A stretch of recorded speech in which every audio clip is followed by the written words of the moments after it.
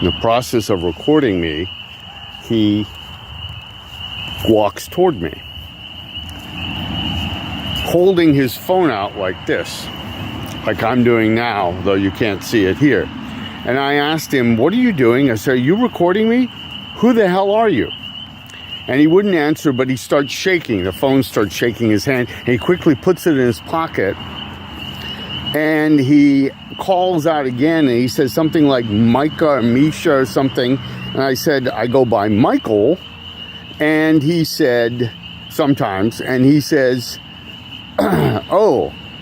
And then he immediately opens a compartment in his jogging suit, which has a camera apparently strapped to his chest. And I said, "You are recording me." And I rushed toward him. About the time I'm rushing toward him, though, this guy comes from this direction and begins to get in my face. He shoves me. I shove him back. And they start calling me names. And they start saying that they're here to represent some little kid that I was supposed to meet here. And I asked them what they're talking about. And I said, "I'm here to meet my friend Josh. I don't know what they're talking about." I pivot to go down the path like I'm going now. The bigger guy jumps in front of me. He tries to grab me. I tell him to lay his hands off of me. He backs off. He says, "We don't want any trouble. We just want to talk to you." And so I spin around. I make a mistake. I think I head toward my car. So they follow me. They're going to take pictures of my car. You'll find out later. And what they end up doing is taunting me, trying to show me these pictures.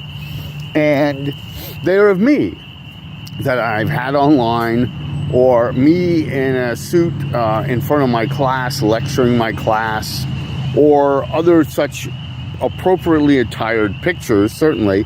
And they claim that there's text messages where I'm saying I want to get involved in these kids. I recognize some messages as messages from other accounts that I may have sent. They look like something I've sent, but they don't make any sense.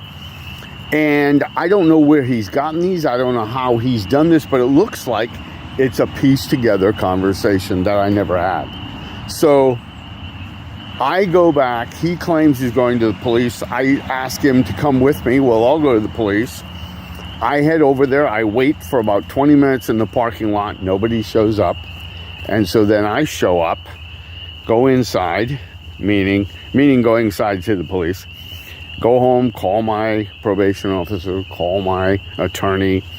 And the next thing I know, my probation officer calls me back and says, "Hey, why don't you meet me here? I got some information about these guys whose number you gave me." I said, "Great, I would love that. I want to go after these guys for harassment and other things," because I was out of jail on my own recognizance pending the appeal. And my appeal had already been denied, and I was waiting for a rehearing at the Supreme Court. And I'll be speaking about how difficult it is to get your appeal actually heard in a favorable way at some later date. But that was the reason. So I go to my PO's office, and I'm arrested.